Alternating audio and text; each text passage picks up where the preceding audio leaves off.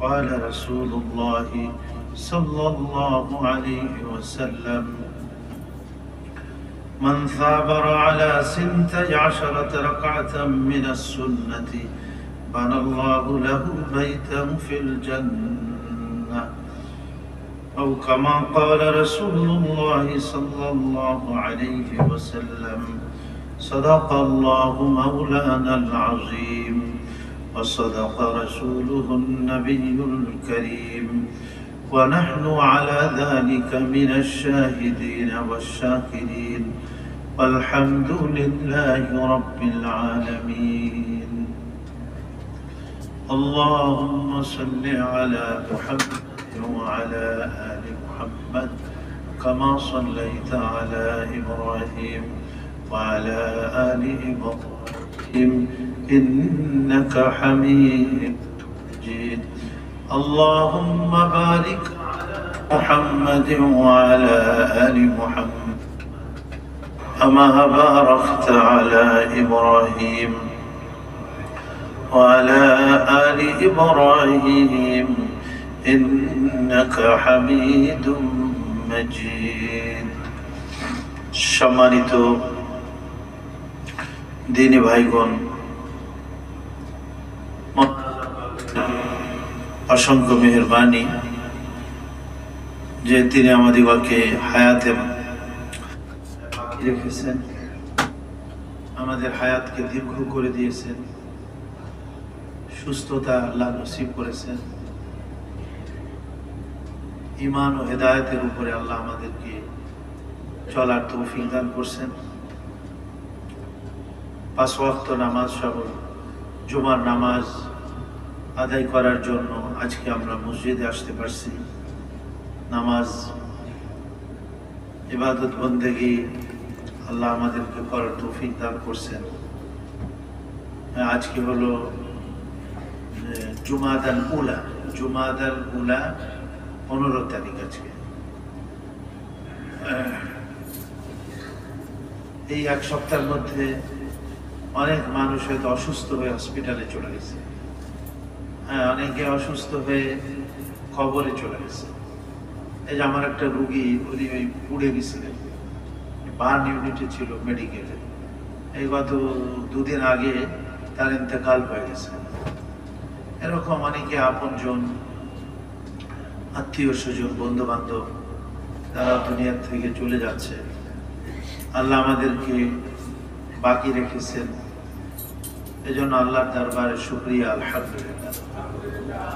এজন্য আমাদের হায়াতের প্রত্যেকটি সময় এটাকে কদর করা চাই, মূল্যায়ন করা চাই। আমরা এই হাদিসটা তো কয়েকবার আলোচনা করছি, ইগতানিম খামসান ক্বাবলা খামসিন, 5টা বস্তুকে তুমি 5টা বস্তুর পূর্বে গনিমত মনে করো। তার মধ্যে হলো হায়াতাকা ক্বাবলা মাউতিকা, মৃত্যুর পূর্বে তোমার জীবনকে। এদের জীবনের প্রতিটি মুহূর্ত অত্যন্ত দামি। এটা বুঝে আসবে মৃত্যুর পরে যে কেন আমি এই সময়গুলাকে কদর করলাম না, ইবাদত করলাম না, নামাজ পড়লাম না, এবং আল্লাহর জিকির আজকার তেলাওয়াত নেক আমল এর মধ্যে দিয়ে আমি আমার জীবনকে কাটালাম না। মৃত্যুর পরে হাজারো আফসোস করলেও তাকে একটু সময় দেওয়া হবে না। এই জন্য নিজের জীবনকে কদর করা চাই। আর 2 নম্বর বলছেন শাবাবাকা ক্বাবলা হারামিকা, বার্ধক্যের পূর্বে তোমার জওয়ানিকে কদর করো।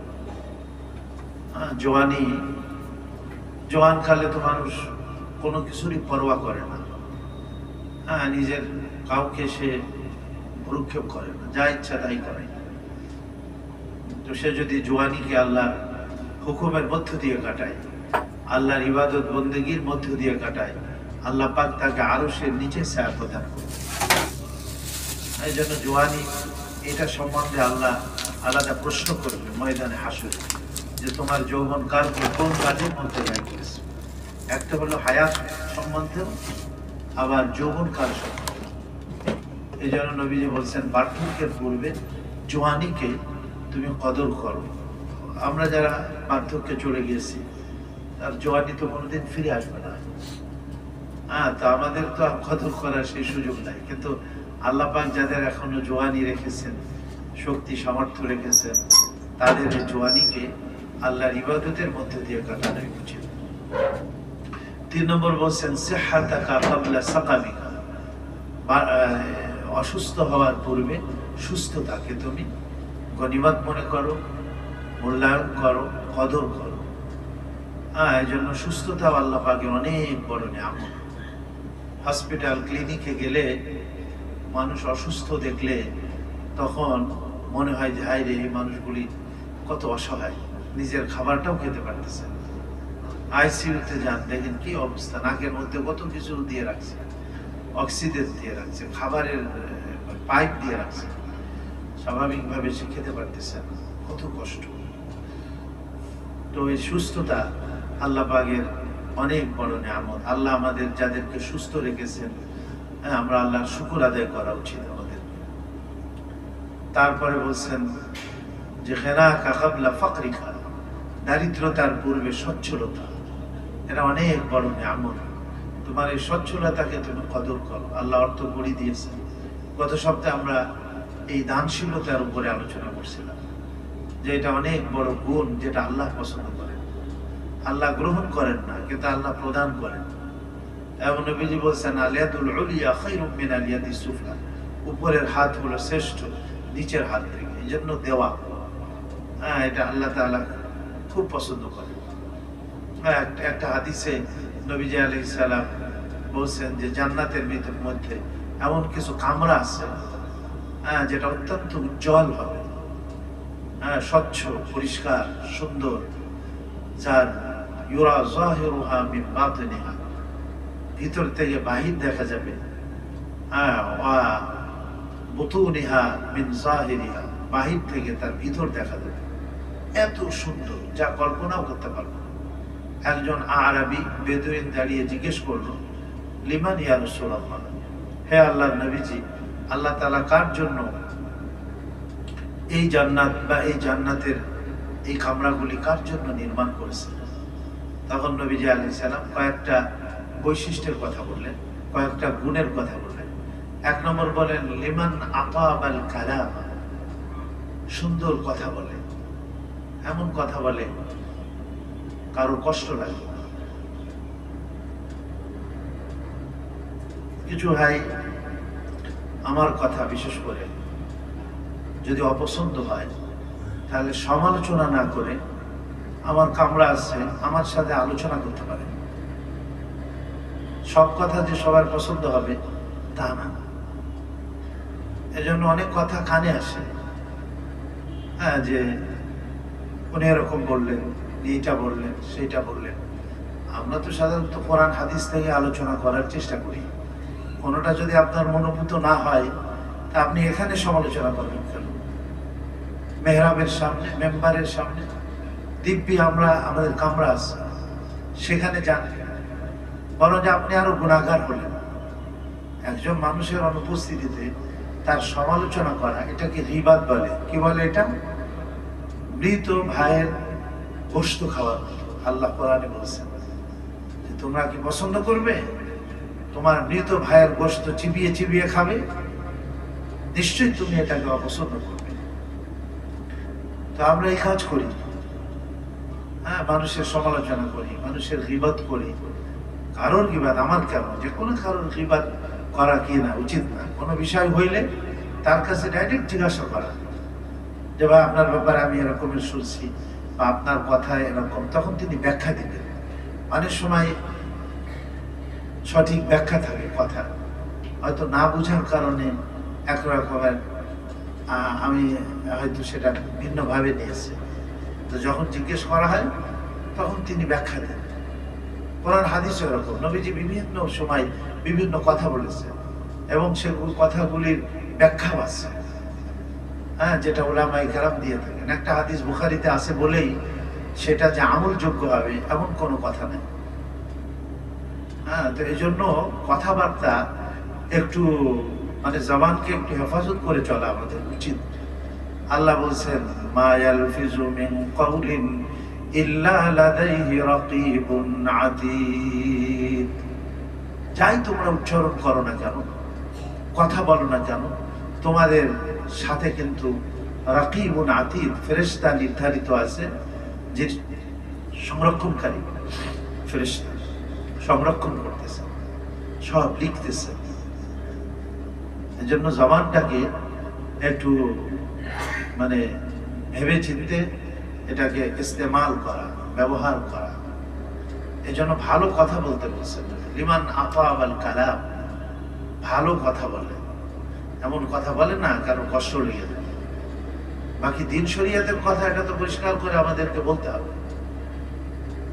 দেখেন নফল নামাজের বিষয়, আমি আজকে ওই বিষয়টা আলোচনা করতে চাইছিলাম, যে নফল নামাজগুলি নিয়ে একটু আলোচনা করব। এক তো হলো ধরেন যে ফরজ নামাজ, ফরজ নামাজের আগে পরে কিছু সুন্নাত নামাজ আছে। এগুলি তো আমরা সাধারণত পড়ে থাকি। 12 রাকাত আছে, 12 রাকাত সুন্নাত নামাজ, এটাকে বলে সুন্নাতে মুআক্কাদা। হযরত উম্মে হাবিবা রাদিয়াল্লাহু আনহা থেকে তিরমিজি শরীফে বর্ণিত 414 নম্বর হাদিস তিরমিজি শরীফে, তিনি বলেন যে রাসূল করিম আলাইহিস সালাম ইরশাদ করেছেন, মান সাবারা আলা 12 রাকাতাম মিনাস সুন্নতি, সুন্নাত 12 রাকাত যে ব্যক্তি প্রতিনিয়ত 24 ঘন্টার মধ্যে এই 12 রাকাত নামাজ যে ইহতিমাম করবে, ঠিক মতো আদায় করবে, বানাল্লাহু লাহু বাইতান ফিল জান্নাহ, আল্লাহ তার জন্য জান্নাতের মধ্যে ঘর তৈরি করেন। এবং নবীজি আলাইহিস সালাম সেটা উল্লেখ করে দিয়েছেন, আরবাউ রাকাতিন ক্বাবলা যুহর, যোহরের পূর্বে 4 রাকাত, যোহরের পূর্বে কয় রাকাত? 4 রাকাত। রাকাতাইন বাদাহা, যোহরের পরে 2 রাকাত, তাহলে 4 আর 2 6 রাকাত। তাহলে যোহরে গেল 6 রাকাত, আগে 4 রাকাত পরে 2 রাকাত। রাকাতাইন বাদাল মাগরিব, মাগরিবের পরে 2 রাকাত। রাকাতাইন বাদাল ইশা, তাহলে ওদিকে 6 আর 2 8, ইশার পরে 2 রাকাত, তাহলে 8 আর 2 10।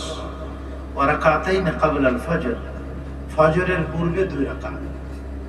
এবং নবীজি বলছেন এই যে মোট 12 রাকাত নামাজ ফরজের আগে বা পরে যে ব্যক্তি ইহতিমামের সাথে আদায় করবে, আল্লাহ পাক তার জন্য জান্নাতের মধ্যে সুন্দর অট্টালিকা বা প্রাসাদ নির্মাণ করবেন আল্লাহ তাআলা। এইটা। আর এছাড়া আসরের পূর্বে 4 রাকাত নামাজ আছে, এবং এটারও অনেক ফজিলত। হযরত আলী রাদিয়াল্লাহু আনহু থেকে আসছে যে রাসূল করিম আলাইহিস সালাম আসরের পূর্বে 4 রাকাত নামাজ আদায় করতেন, ফরজের পূর্বে 4 রাকাত। বাকি এটা ফুকাহায়ে কেরাম এটা নির্ধারণ করেছে, এটা সুন্নাতে গায়ের মুআক্কাদা, মানে পড়লে সওয়াব হবে, না পড়লে কোনো আপনার গুনাহ হবে না। কিন্তু সুন্নাতে মুআক্কাদা যে 12 রাকাতের কথা বলা হয়েছে, এটা যদি কেউ অভ্যাস করে নেয় যে পড়বে না, সব সময় পড়ে না, তাহলে সুন্নাতে মুআক্কাদা ছেড়ে দেওয়ার যে গুনাহ, এটা কিন্তু তার হবে। ঠিক ওরকম নবীজি আলাইহিস সালাম ইশার পূর্বেও 4 রাকাত নামাজ পড়তেন, এটাও সুন্নাতে গায়ের মুআক্কাদা। পড়লে অনেক নেকি, আর না পড়লে কি নাই, কোনো আপনার গুনাহ হবে না। এরকম আপনার ফজরের নামাজের বাদে এক হাদিসে আসছে যে ফজরের নামাজ জামাতের সাথে আদায় করলো, সুম্মা কাআদা, এরপরে সে সেখানে বসে থাকলো, ইয়াজকুরুল্লাহ, আল্লাহর জিকির করে, কোরআন শরীফ তেলাওয়াত করে, অথবা যে কোনো আল্লাহ পাকের স্মরণ, জিকির, তালিম, যে কোনো আমলের মধ্যে থাকে, হাত্তা তাতলু আশ-শামস, সূর্য ওঠা পর্যন্ত। সুম্মা সাল্লা রাকাতাইন, এরপরে 2 রাকাত নামাজ পড়ে, কানাত লাহু কাআজরি হজ্জাতিন ওয়া উমরাতিন, আল্লাহ পাক তাকে হজ এবং উমরার সওয়াব দান করবেন। এবং নবীজি এই কথাটা কয়েকবার বললেন, তারপরে বললেন তাম্মাতিন তাম্মাতিন তাম্মাতিন, মানে পরিপূর্ণ হজ এবং পরিপূর্ণ উমরার নেকি আল্লাহ পাক তাকে দান করবেন। আরো 2 রাকাত যদি নামাজ পড়ে, তাহলে সারা দিনের যত কাজ আছে সমস্ত কাজের জিম্মাদারি আল্লাহ তাআলা নিয়ে নেন। সুবহানাল্লাহ। এটাকে আমরা সাধারণত ইশরাকের নামাজ বলি। এটা সূর্য যখন একেবারে পরিষ্কারভাবে উঠে যায় তখন মানে আপনার 10 থেকে 15 মিনিট পর, সূর্য ওঠার 10 থেকে 15 মিনিট পর এই নামাজ আমরা পড়ে থাকি এবং সূর্যের আলো প্রখর হওয়ার আগ পর্যন্ত। এটাকে বলে আপনার ইশরাকের নামাজ। আর একটা নামাজ আছে চাশতের নামাজ। বাকি কেউ যদি 4 রাকাত ইশরাক হয়তো না পড়তে পারে, 2 রাকাতও যদি পড়ে দেয় তবু আল্লাহ তাআলা তাকে এই সওয়াব দান করবেন। ঠিক এরকম চাশতের নামাজ আছে একটা, সেটা সূর্যের আলো যখন তীব্র হয়ে যায়, প্রখর হয়ে যায়, সেই সময় থেকে শুরু করে নিয়ে একেবারে জোহরের এই সূর্য ঢলে যাওয়ার ঠিক আগ পর্যন্ত, যে সময় নামাজ পড়া মাকরুহ হয়ে যায় বা হারাম হয়ে যায়, সূর্য মাথার উপরে চলে আসে, তার আগ পর্যন্ত এই ওয়াক্ত থাকে। এটাকে বলে চাশতের নামাজ। চাশতের নামাজ বলে এটাকে, বা সালাতুজ জুহা। এবং হাদিস শরীফে, মুসলিম শরীফে 720 নম্বর হাদিস, রাসূল করিম আলাইহিস সালাম বলেন, ইউসবিহু আলা কুল্লি সুলাবিন মিন আহাদিকুম সাদাকাতুন। সকাল বেলা যখন হয়, আল্লাহ সুস্থ অবস্থায় আমাকে ঘুম থেকে উঠালেন, তো বলে প্রত্যেক জোড়া, তোমার শরীরে 360টা জোড়া আছে, এই 60টা জোড়ার প্রত্যেকটি জোড়ার পরিবর্তে তোমার জন্য সাদকা দেওয়াটা জরুরি। তো 360টা সাদকা এটা আমরা কিভাবে দেব? সাহাবায়ে কেরামও চিন্তা করলেন। তো নবীজি আলাইহিস সালাম কত সহজ করে দিলেন। নবীজি বললেন, কুল্লু তাসবিহাতিন সাদাকাতুন। তুমি যদি তাসবিহ পড়ো, সুবহানাল্লাহ পড়ো, আল্লাহ সুবহানাল্লাহ পড়ার দ্বারা একটা সাদকার নেকি দান করেন। সুবহানাল্লাহ। ওয়া কুল্লু তাহমিদাতিন সাদাকাতুন। তুমি যদি আল্লাহর প্রশংসা করে আলহামদুলিল্লাহ বলো, তাহলে আলহামদুলিল্লাহ বলাও তোমার জন্য সাদকা হবে। সুবহানাল্লাহ। ওয়া কুল্লু তাহলিলাতিন সাদাকাতুন। প্রত্যেকটা তাহলিল, লা ইলাহা ইল্লাল্লাহ, এটাকে তাহলিল বলে। লা ইলাহা ইল্লাল্লাহ পাঠ করা লাকা সাদকাতুন, আল্লাহ এর দ্বারা তোমাকে সাদকার নেকি দান করবেন। ওয়া কুল্লু তাকবীরাতিন সাদকাতুন। তাকবীর বলা, আল্লাহু আকবার বললাম, এটাও সাদকা। তো কাজে কেউ যদি সুবহানাল্লাহি ওয়ালহামদুলিল্লাহি ওয়া লা ইলাহা ইল্লাল্লাহু আল্লাহু আকবার, এখানে 4টা বাক্য আছে। তো প্রত্যেকটা বাক্য এক একটা সাদকার মতো বেনিফিট রাখে বা একটা সওয়াব রাখে। তারপরেও নবীজি বলছেন, আমরুন বিল মারুফে সাদকাতুন ওয়া নাহয়ুন আনিল মুনকারি সাদকাতুন। তুমি একটা মানুষকে ভালো কথা বললে, ভালো কাজের দিকে তুমি আহ্বান করলে, অথবা মন্দ কাজ থেকে তুমি মানা করলে, নবীজি বলেন এই ভালো কথাটা বলা, মন্দ কাজ থেকে নিষেধ করা, লাকা সাদাকাতুন, আল্লাহ তোমাকে সাদকার নেকি দান করলেন। সুবহানাল্লাহ। এই সব কিছু থেকে নবীজি বলছেন যে ওয়ায়ুজজিউ মিন যালিকা রাকাতানি ইয়ারকাউহুমা মিনাজ যুহা। তুমি যদি চাশতের 2 রাকাত নামাজ আদায় করো, তাহলে এই সবগুলির থেকে তোমার জন্য যথেষ্ট হয়ে যাবে এই 2 রাকাত নামাজ। সুবহানাল্লাহ। তাহলে চাশতের নামাজ সর্বনিম্ন 2 রাকাত, আর আপনি যদি পড়তে চান তাহলে 8 রাকাত পর্যন্ত, 2 রাকাত করে আপনি 8 রাকাত পর্যন্ত পড়তে পারেন। এটা হলো চাশতের নামাজ। এরকম ভাবে আরো কত নফল নামাজ আছে।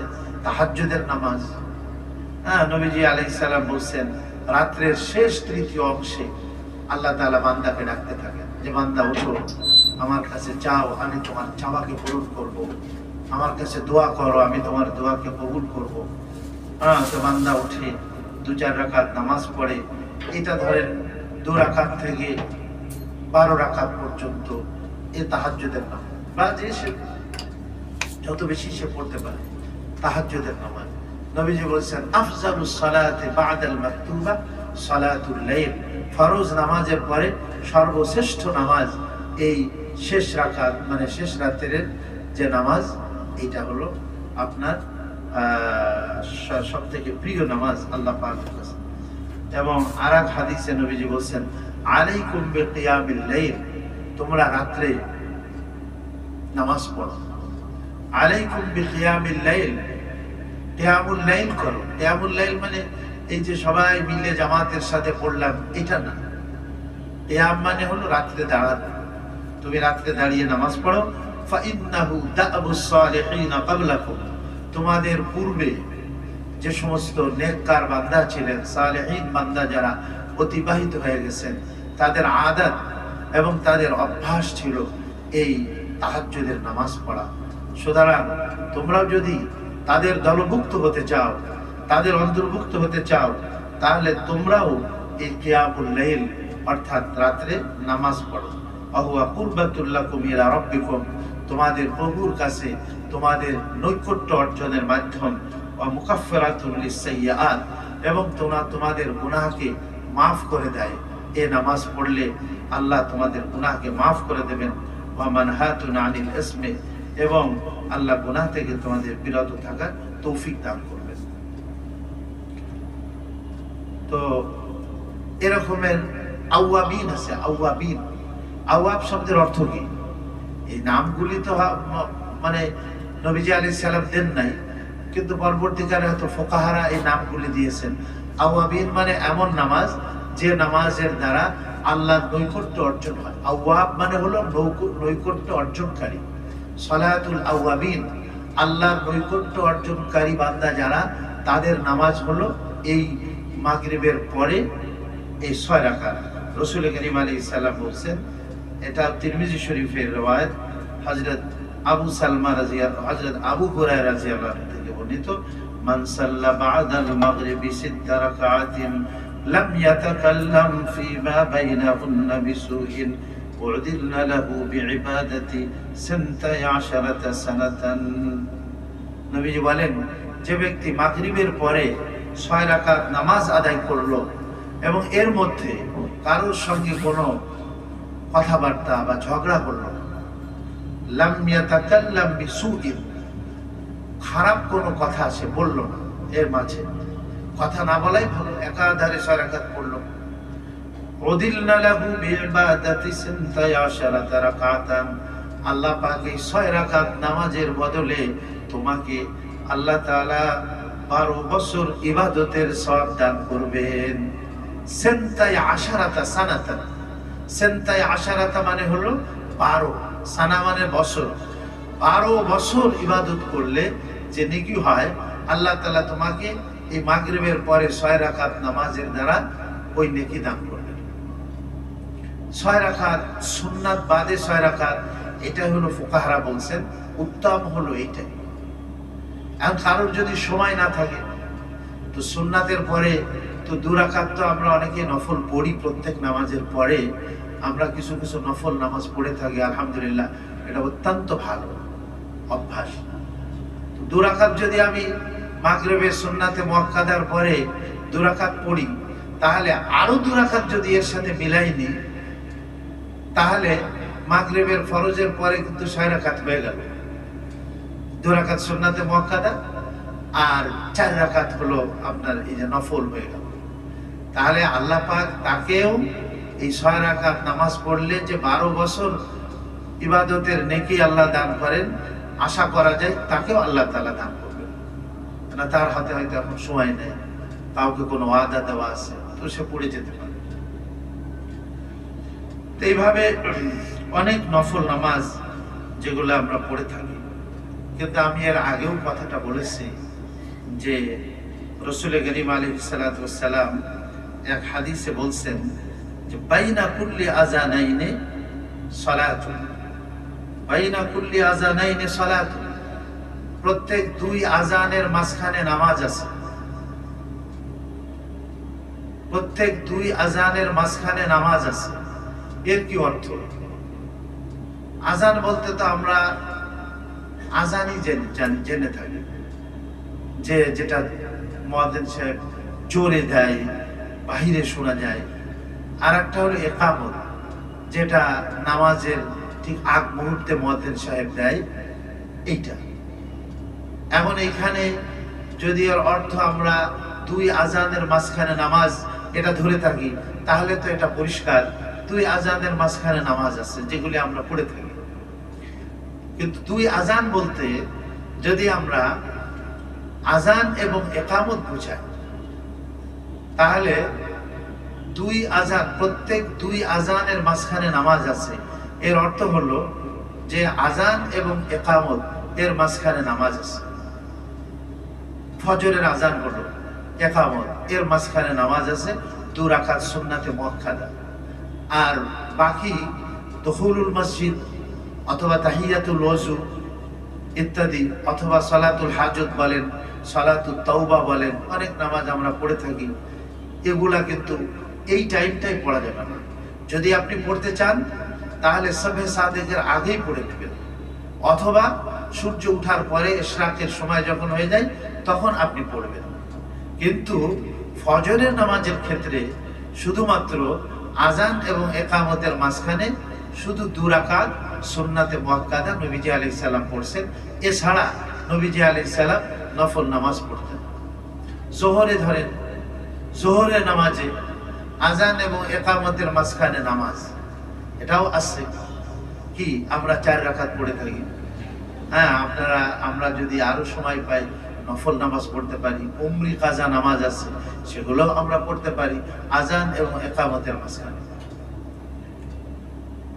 কি বলে আপনার আসরের নামাজ, আসরের আজানের পরে আর ইকামতের মাঝখানে, এইখানে সুন্নাতে মুআক্কাদা নাই, কিন্তু 4 রাকাত নফল নামাজ, যেটা আমরা বললাম হযরত আলী রাদিয়াল্লাহু আনহু থেকে বর্ণিত, নবীজি আলাইহিস সালাম এটা পড়তেন।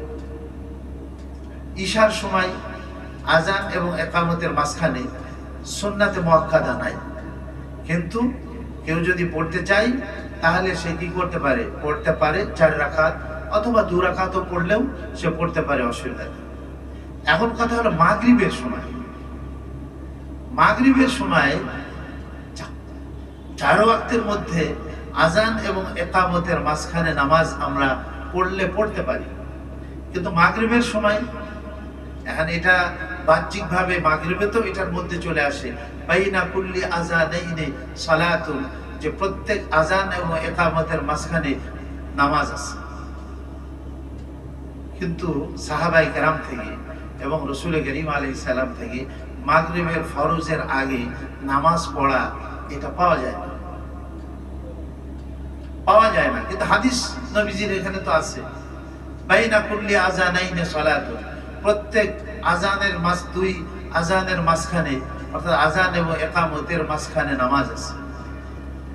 নবীজি আকরামাতে বলছেন বা ইয়েতে বলছেন, 2বার কথাটা উচ্চারণ করার পরে বললেন লিমান শাআ, যে ব্যক্তি চায় সে পড়তে পারে আজান এবং ইকামতের মাঝখানে। এটা পড়তেই হবে এমন কোনো জরুরি বিষয় না। আবার ফুকাহায়ে কেরাম বলেছেন, তাও নিজেদের ইচ্ছাই বলেন নাই, কোন কোন রওয়ায়াতের মধ্যে যেটা আসছে বাইনা কুল্লি আযানাইনি সালাতুন লিমান শাআ ইল্লাল মাগরিব, প্রত্যেক 2 আজানের মাঝখানে, অর্থাৎ আজান এবং ইকামতের মাঝখানে নামাজ আছে, যে ব্যক্তি চায় সে পড়তে পারে, ইল্লাল মাগরিব, মাগরিব ব্যতীত। তাহলে বোঝা গেল ইল্লাল মাগরিব দ্বারা রাসূল করিম আলাইহিস সালামের এই যে কথাটা, এটা স্পষ্ট হয়ে যায় যে মাগরিব ছাড়া অন্যান্য নামাজের মধ্যে আজান এবং ইকামতের মাঝখানে কি আছে, নফল নামাজ অথবা সুন্নাতে মুআক্কাদা, এটা কি আছে। কিন্তু দেখা যায় কিছু ভাই মানে আজানের সাথে সাথে এমন ভাবে ওনারা সামনে দাঁড়িয়ে যায় যে কোনো একটা জরুরি কথা, হয়তো আজানের পরে লোকেরা উজুখানায় থাকে বা একটু বিলম্ব হয়, একটু দেরি করতে হয় 2-3 মিনিট, হ্যাঁ দেখা যায় যে আমরা দেরি করে থাকি যে মানুষ যেন উজু করে আসতে পারে, তখন হয়তো জরুরি মাসলা মাসাইল আমরা বলি, কিন্তু ওনারা এটার প্রতিও কোনো ভ্রুক্ষেপ করেন না। দেখা যায় যে ব্যাস আজানও শেষ, সাথে সাথে দাঁড়িয়ে দেয়, মনে হয় এটা ওয়াজিব অথবা এটা ফরজ। আবার জামাতবদ্ধ ভাবে দাঁড়ায়, হ্যাঁ ভাই আমরা তোমার নামাজ মানা করতেছে না, কিন্তু এর আগেও বলছি কথাটা, পিছনে গিয়ে পড়েন, বারান্দায় গিয়ে পড়েন আপনি, অথবা কোনো পিলারকে সামনে নিয়ে পড়েন। সাহাবায়ে কেরাম কেউ পড়েছেন কিন্তু সেটাও ওনারা পিছনে পড়তেন এবং ওই পিলারের কে সামনে রেখে পিছনে পড়তেন, সামনে না। এই যে জিনিসগুলা, এটা তো আমাকে খেয়াল করতে হবে, আমাকে লক্ষ্য করতে হবে। তো এ বিষয়ে মানে অন্য অর্থের ভিতরেও তো আপনার নামাজ আছে, যেমন ধরেন ঈশার আগে আছে, তো ঈশার আগের নামাজটা তো আমরা ওইভাবে গুরুত্বের সাথে ইয়ে করি না। আসরের আগে আছে, সেটাও তো আমরা গুরুত্বের সাথে জামাতবদ্ধভাবে একেবারে সারিবদ্ধভাবে এভাবে আমরা পড়ি না, কিন্তু সেটাও তো নফল। অথচ অনেকে আমরা পড়ি, তো নফলকে নফলের মর্যাদা দিতে হবে। নফলকে যদি আমরা ফরজের মর্যাদা দিয়ে দিই অথবা ওয়াজিবের মর্যাদা দিয়ে দিই, তাহলে তো এই জিনিসটা আমাদের কি হয় না, ঠিক হয় না। যাক, আল্লাহ আমাদের সুবুঝ দান করেন এবং আল্লাহ আমাদের সহিভাবে যেন আমরা আমল করতে পারি, সেই আল্লাহ আমাদের সে তৌফিক নসিব করে দেন আল্লাহ তাআলা। যাক, আমি বলতেছিলাম যে ওই যে জান্নাতের মধ্যে আল্লাহ তাবারক ওয়া তাআলা যে জান্নাত বানিয়েছেন, যার ভিতর থেকে বাহির দেখা যাবে, বাহির থেকে ভিতর দেখা যাবে, তো সেই সুন্দর কামরাগুলি কার জন্য বানিয়েছেন? রাসূল কারীম আলাইহিস সালাম 1 নম্বর বললেন লিমান আতাবাল কালামা, যে ভালো কথা বলে।